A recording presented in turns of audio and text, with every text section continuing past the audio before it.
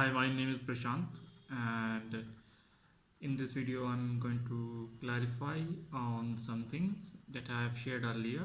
So, a few months earlier, I shared a video in which I said I have made a web crawler that is one of the fastest in the world. That is correct. But how that becomes that much faster? Building a web crawler that can browse at scale, it's significantly harder than think. It is easier to think to crawl a million pages in a day, but when you are going to crawl those million pages, a significant amount of resources are required from your side, as well as significant amount of resources are used traversing between, means the where the data is coming from. And when you try to actually have the data from single client, expect there is some middle services they are using that bound your thing to get access the data faster. That is called rate limiting. That is generally implemented by all of the professional businesses that are running at scale. They require it to keep the spam requests under control and to serve the legitimate customer whenever they need it. But that is required for running a business. So the crawler that I made have a complete pipeline. It is just not a single service. It's a complete process. How the things are done there. How the crawler actually going to fetch the data, how it's going to process the data, and then how it's going to save the data. Okay.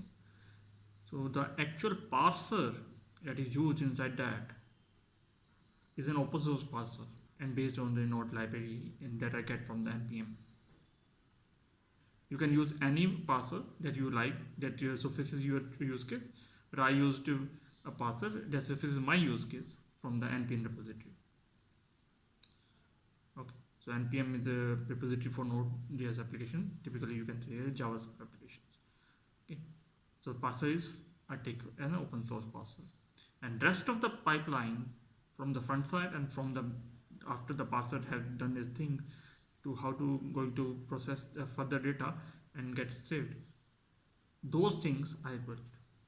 Means all the complete fetching side are going to fetch the data, what is going to be fetched, and how that's going to be fetched. Then that is whole thing is built by me. That is fed into the parser that is open source, and then the output of the parser is processed and then saved. That is also built by me. So these are the things built by me. And based on how the data is fetched in the crawler, how it is passed before it's going to the web application open source web crawler that is inside that is going to process that complete code, and how it's going to post process after the complete web page is passed, that the complete the data is passed is on that is where the things are improved significantly, which makes it significantly faster than what's available. That's why I say this is one of the fastest web crawler that has ever been built. Thanks for listening and understanding that. Have a nice day.